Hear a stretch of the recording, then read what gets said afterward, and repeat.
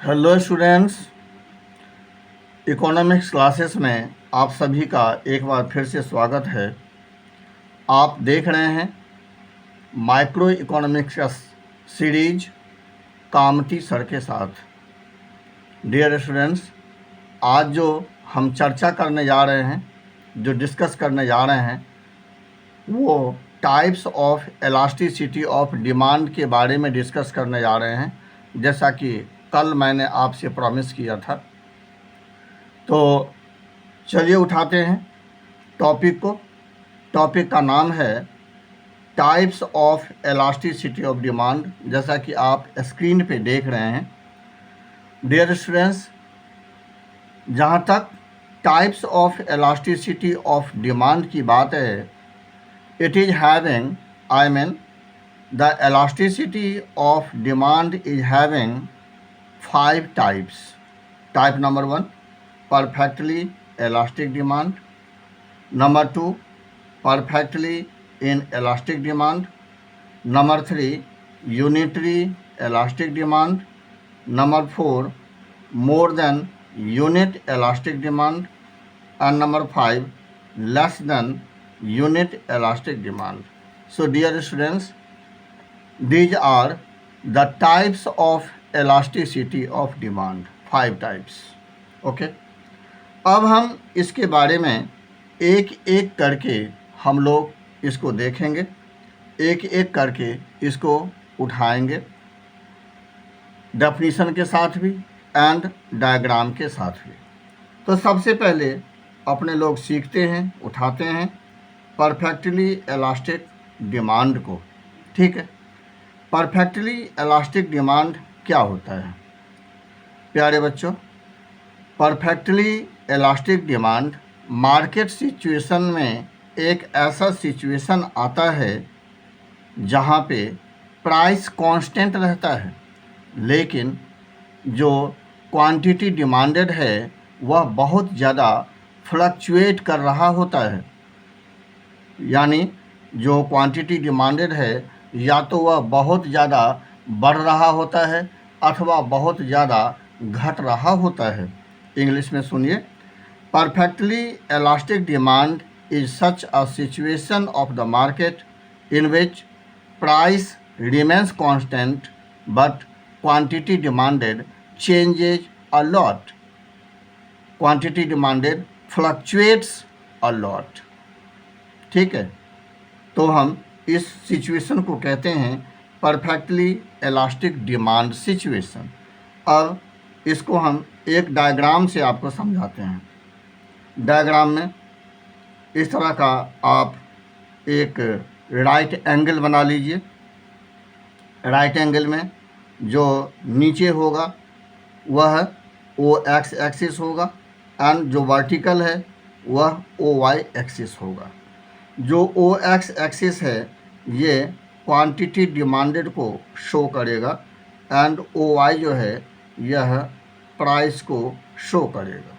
ठीक है, अब चूँकि इसमें जो प्राइस है कांस्टेंट होता है, ध्यान दीजिए डायग्राम पे, जो प्राइस है कांस्टेंट होता है, इस वजह से जो प्राइस लाइन होगा अथवा जो डिमांड कर्व होगा वह ओ एक्स के पैरेलल में होगा।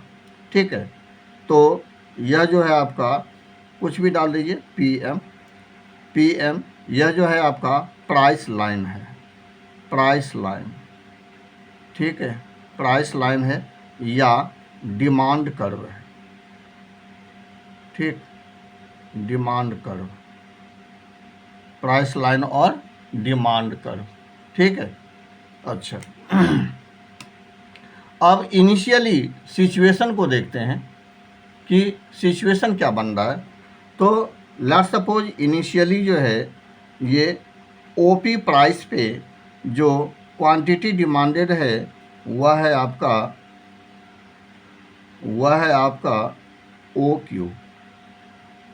ओपी प्राइस पे जो क्वांटिटी डिमांडेड है वह है ओ क्यू। ठीक है, अब देखिए अगर हम डिमांड को बढ़ाते हैं तो डिमांड हमारा हो जाता है ओ क्यू से ओ क्यू 1 जबकि अभी भी प्राइस ओपी ही शो हो रहा है। ठीक है, उसी प्रकार से अगर हम डिमांड को कम करवाते हैं, यानी OQ2 करवाते हैं, तो इस स्थिति में भी हम ये देख रहे हैं कि प्राइस जो है वो एज यूजुअल है, प्राइस में कोई चेंजिंग नहीं है।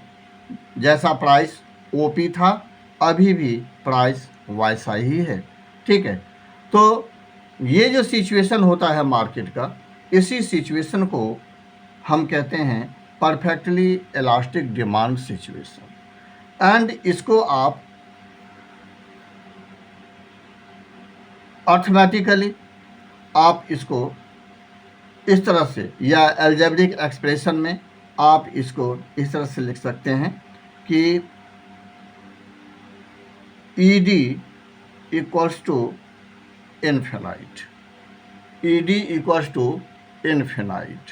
ठीक है, आइए अब बात करते हैं सेकेंड टाइप्स का।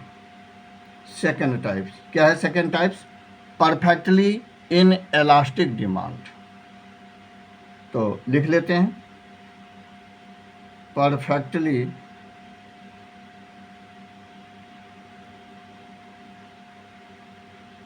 In elastic demand.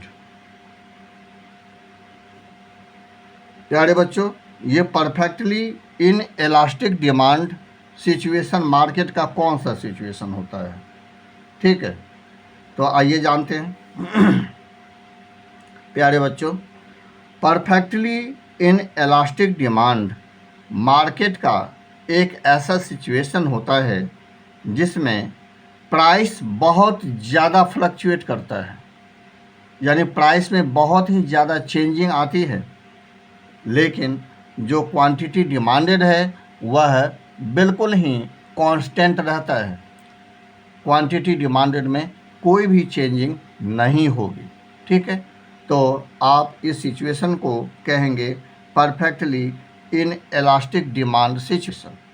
इंग्लिश में perfectly inelastic demand situation is such a situation of the market in which the price of goods and services fluctuates a lot, but quantity demanded remains the same. Quantity demanded remains the same. Quantity demanded में कोई changing नहीं आती। ठीक, इसको हम कहते हैं perfectly inelastic demand situation. अब इसको भी डायग्राम के थ्रू देखते हैं।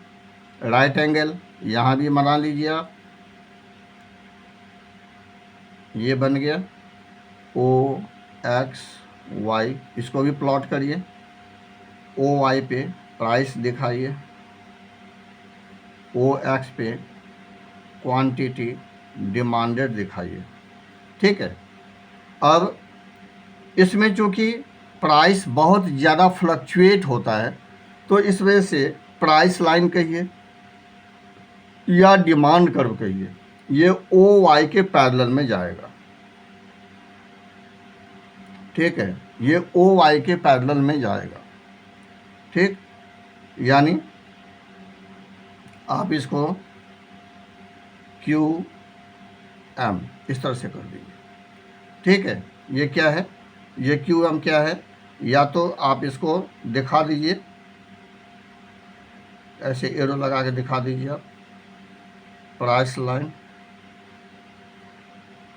लाइन और डिमांड कर्व।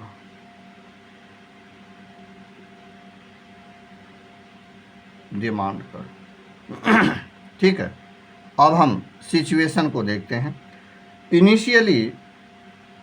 इनिशियली मान के चलिए जो प्राइस है वह OP फिक्स होता है, एंड ऐसे में जो डिमांड है आप देख रहे हैं, ये PR ले लीजिए, जो डिमांड है वह ओ क्यू फिक्स होता है।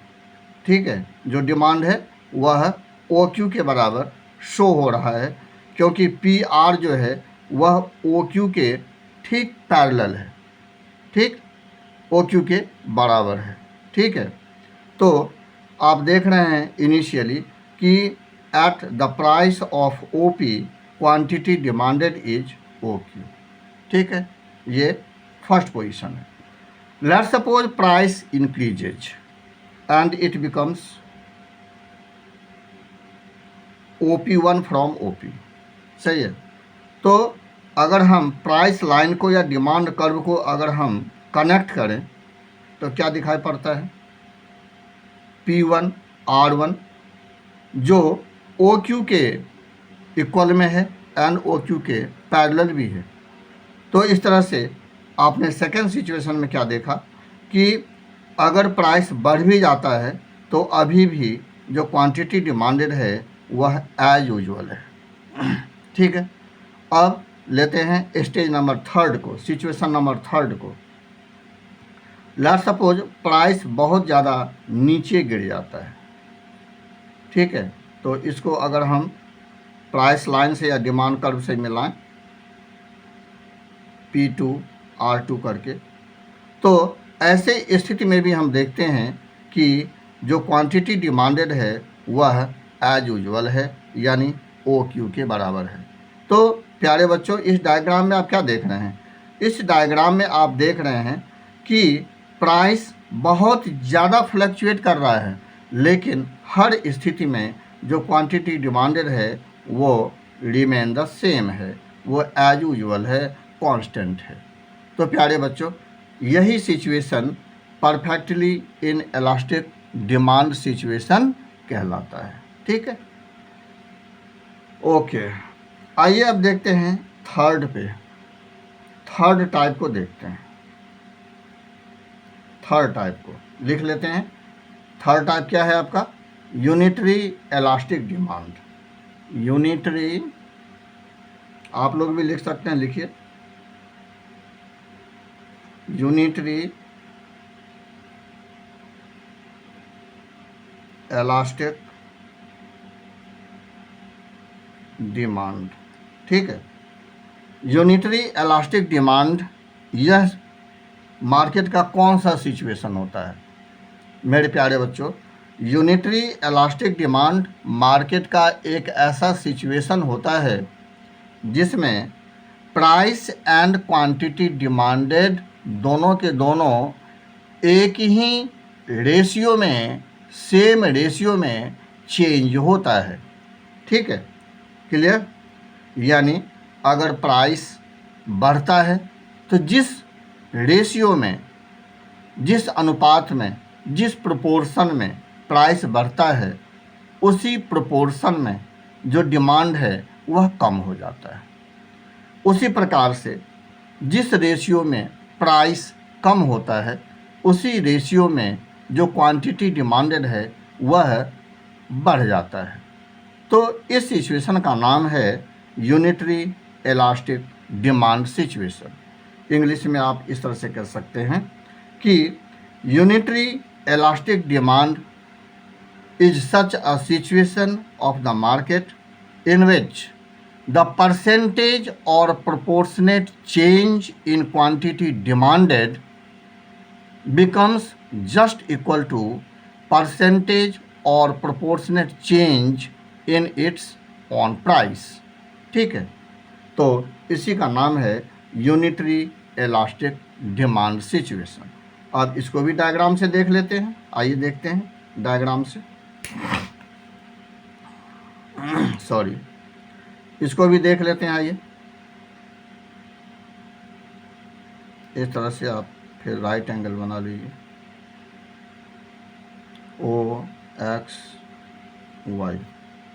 यहाँ प्राइस को प्लॉट करिए, यहाँ क्वांटिटी डिमांडेड को प्लॉट करिए। ठीक है, अच्छा, अब देखिए डायग्राम बनाना सीखिए। मान के चलिए ये प्राइस है, ये प्राइस है, तो आप इनिशियली इस तरह से बनाइए, पेन जरा रुक के काम कर रही है। इस तरह से बनाइए। इनिशियली आप देख रहे हैं कि ओपी प्राइस पे जो क्वांटिटी डिमांडेड है यह OQ है। लेट्स सपोज प्राइस डिक्रीज हो जाता है, OP से OP1 हो जाता है, तो ऐसे सिचुएशन में जो क्वांटिटी डिमांडेड बढ़ेगा वह उतना ही बढ़ेगा जितना प्राइस कम हुआ है, यानी उसी रेशियो में बढ़ेगा जिस रेशियो में प्राइस कम हुआ है। ठीक है, तो इसके लिए आपको क्या करना है, आप P1 के गैप को देखिए, स्क्रीन पे दिख रहा होगा। P1 के गैप को देखिए। ठीक है, तो जितना P1 का गैप है उतना ही आप यहाँ Q1 का गैप सेलेक्ट कर लीजिए एंड इसको मिलाइए। ठीक है, इसको मिलाइए। अब ये देखिए 2 वर्टाइसेस बन रहे हैं आपके लिए। इस वर्टाइसेस को आप ज्वाइन कर दीजिए। ठीक है, इस वर्टाइसेस को आप ज्वाइन कर दीजिए। ये रहा, ज्वाइन हो गया। ठीक, जब हम बोर्ड की व्यवस्था करेंगे प्यारे बच्चों तो और भी आपको मज़ा आएगा। ठीक है, जब आप लोग मुझे पूरा का पूरा वीडियो, मेरा फेस आप देख पाओगे, मेरी बॉडी लैंग्वेज आप समझ पाओगे। ठीक है, अभी मैं ऐसी जगह मैं वीडियो बना रहा हूँ जहाँ पे ये साधन अभी नहीं है, तो इस वजह से मजबूरी में कुछ दिनों के लिए मैं आपको इसी तरह से वीडियो बनाकर भेज रहा हूँ। सिचुएशन आने पर, जब सिचुएशन सही हो जाएगा, ठीक है, तो बोर्ड की व्यवस्था हो जाएगी एंड हमारा आपका इंटरेक्शन फेस टू फेस होगा। आप लाइव क्लासेस भी देख पाओगे। ठीक है, तो इस तरह से आपने क्या देखा इसमें ये देखा कि प्राइस में जितनी चेंजिंग आई है, प्राइस जितना कम हुआ है उतना ही जो क्वांटिटी डिमांडेड है वह बढ़ गया है। यानी इसके लिए आपको यहाँ पर शो करना होगा, इसके लिए आपको यहाँ पे शो करना होगा कि P1 इक्वल्स टू Q1। मेरे प्यारे बच्चे, अगर आप इसको शो कर दोगे ना तो CBSE एग्ज़ाम में अगर ये गैप अगर मोर या लेस भी होगा तो एग्जामिनर इसे देखकर समझ जाएगा कि आप क्या कहना चाह रहे हो। ठीक है, तो इस वजह से इसे मेंशन कर देना। ठीक, तो यूनिटरी इलास्टिक डिमांड को हम किस तरह से लिखेंगे, यानी हम लिखेंगे ED इक्वल्स टू 1। हाँ, एक चीज़, परफेक्टली इन इलास्टिक डिमांड को मैं लिखना भूल गया था, तो परफेक्टली इन इलास्टिक डिमांड को आप कैसे शो करोगे ED इक्वल्स टू 0। ठीक है, क्लियर। आइए आगे बढ़ते हैं। ठीक, आगे बढ़ते हैं, आते हैं नंबर 4 पे। नंबर 4 कौन सा है, more than unit elastic demand. तो आइए लिख लेते हैं, मोर देन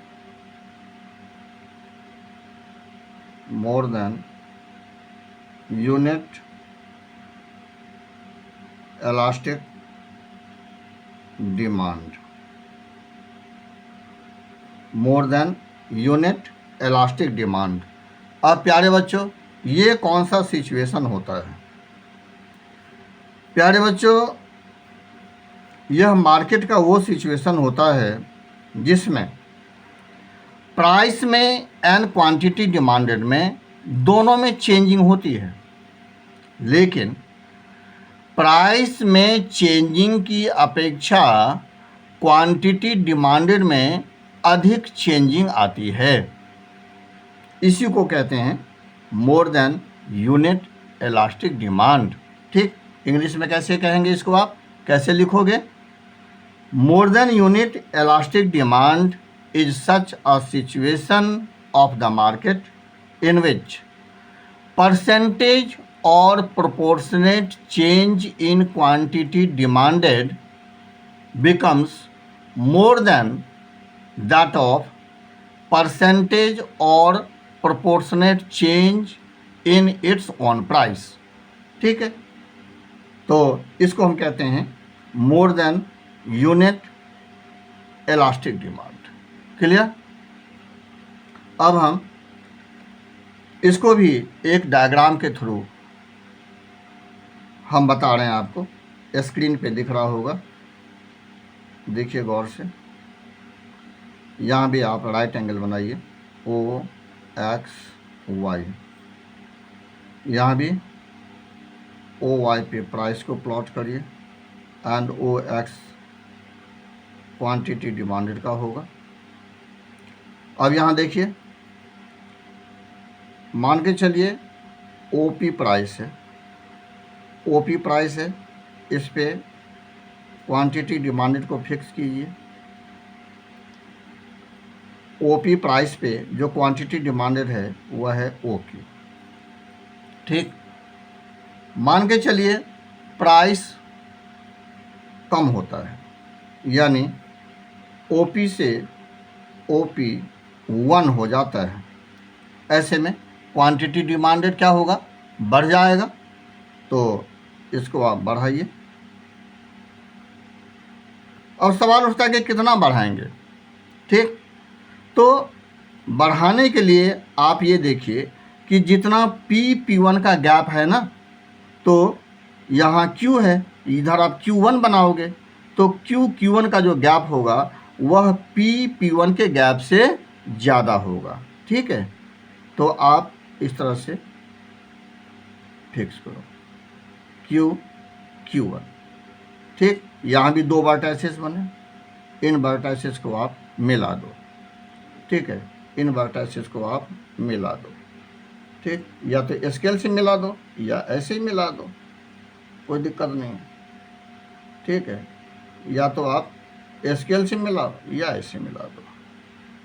ठीक, मुझे यहाँ से उल्टा पड़ जाता है, इस वजह से ये जो डिमांड कर्व है ना थोड़ा इधर उधर हो जाता है। ठीक, जो बोर्ड है, बोर्ड पे ऐसा कुछ नहीं होता। तो ये भी है डिमांड कर्व बन गया। ठीक है, ये डिमांड कर्व बन गया। ध्यान रखना कि डिमांड कर्व को ओ एक्स से टच मत होने देना। क्या सावधानी बरतनी है? Means demand curve should not touch O X axis. सही है, ये ध्यान रखना केवल आप। अब यहाँ पर देखिए, यहाँ पर आप सिचुएशन क्या देख रहे हो, यहाँ पर देख रहे हो कि प्राइस में जितनी चेंजिंग आई है, प्राइस जितना गिरा है, ठीक है, डिक्रीज हुआ है, तो क्वांटिटी डिमांडेड जो बढ़ा है, तो प्राइस में डिक्रीज होने की अपेक्षा जो क्वांटिटी डिमांडेड बढ़ा है वह ज़्यादा बढ़ा है। ठीक है, क्लियर? तो इसी का नाम है मोर देन यूनिट इलास्टिक। यहाँ पर आप लिख दो, यहाँ पर क्या लिखोगे आप? Q1 इज मोर देन, गर्मी बहुत है बच्चों,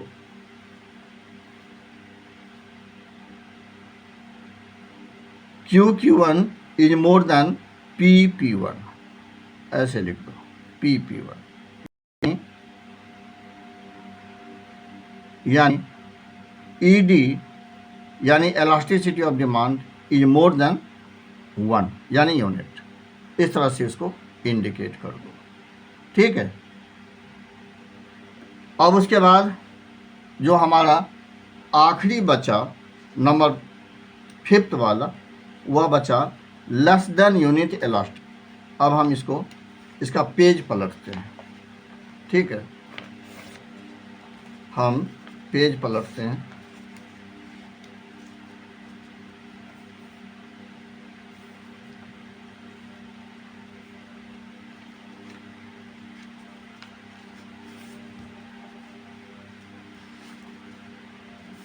चलिए, तो फिफ्थ में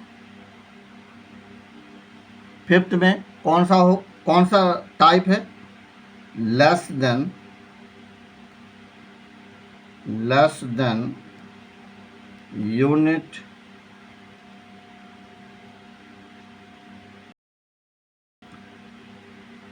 demand, less than unit elastic demand. ठीक है प्यारे बच्चों, ये कौन सा सिचुएशन होता है मार्केट का? तो मैं बता दूं आपको, जो लेस देन यूनिट इलास्टिक लिखो, less than unit elastic demand market का एक ऐसा सिचुएशन होता है, यहाँ भी प्राइस एंड कमोडिटी डिमांडेड दोनों के दोनों चेंज होंगे, लेकिन जो क्वांटिटी डिमांडेड में जो चेंजिंग आएगी वो प्राइस में चेंजिंग की अपेक्षा बहुत ही कम आएगी। Means quantity demanded will change less than the change in price. Quantity demanded will change less than change in price. ठीक है, तो आप इस सिचुएशन को क्या कहते हो? Less than unit elastic demand. अब सवाल ये उठता है कि इसको एग्जाम में आप कैसे लिखोगे? तो मैं बोल रहा हूँ, आप सुनो। Less than unit elastic demand is such a situation of the market in which percentage or proportionate change in quantity demanded is less than that of the percentage or proportionate change in its own price। ठीक है, इसी का नाम है less than unit elastic demand. अब इसको भी हम एक डायग्राम के थ्रू आप तक पहुंचा रहे हैं। अब आप देखिए, डायग्राम में फिर से बना हुआ एक राइट एंगल बनाओ। ठीक, ओ एक्स वाई, मेरे साथ साथ सारे बच्चे बनाओ। ओ एक्स वाई, इसमें ओ वाई पे दिखाओ आप प्राइस को, एंड ओ एक्स पे दिखाओ क्वांटिटी डिमांडेड को। ठीक है, अब यहाँ फिर इनिशियल करो, ये प्राइस है आपका, प्राइस पे क्वांटिटी डिमांडेड जो इनिशियली हो रहा है उसे शो करो आप। ठीक, तो जो इनिशियली ओपी प्राइस पे जो क्वांटिटी डिमांडेड हो रहा है वह है ओ क्यू। ठीक है, अब let's suppose price decreases, let's suppose price decreases, ये ओपी से ओपी 1 हो जाता है, ओपी से ओपी 1 हो जाता है। तो ऐसे में क्या होगा? ऐसे में जो क्वांटिटी डिमांडेड है वो बढ़ना चाहिए ना भाई। ठीक, तो क्वांटिटी डिमांडेड को बढ़ाओ, लेकिन ध्यान रहे कि जितनी प्राइस कम हो रही है क्वांटिटी डिमांडेड जो बढ़ेगी, ठीक है, तो इस रेशियो से कम बढ़ेगी। यानी जिस रफ्तार में प्राइस घट रही है क्वांटिटी डिमांडेड तो बढ़ेगी, लेकिन इसकी जो बढ़ोतरी होगी, इसमें जो इंक्रीमेंट होगा वह प्राइस में हुए इंक्रीमेंट की अपेक्षा कम होगा। यानी कि Q1 का जो गैप आप दिखाओगे, ठीक है, Q1 का जो गैप आप दिखाओगे वह P1 के गैप से कम दिखाओगे। ये है थीम इसका। ठीक, तो अब आप इसको प्लॉट करो, ये हो गया। ठीक, यहाँ भी 2 वर्टाइसेस मिले। ठीक है, अब यहाँ भी इसको आप ज्वाइन करके डिमांड कर्व को ऑब्टेन कर लो। ठीक, ये डिमांड कर्व को ओ एक्स से टच मत करवाना, बस इतना अवेयर रहना। ठीक है, तो इस तरह से आपने क्या देखा? आपने ये देखा कि प्राइस में जितनी कमी हुई है, ठीक है, तो इसकी अपेक्षा जो क्वांटिटी डिमांडेड में जो वृद्धि हुई है वह कम मात्रा में हुई है। तो इसी का नाम है less than unit elastic demand. ठीक, तो अब आप इसको कैसे शो करोगे? इसको शो करोगे Q1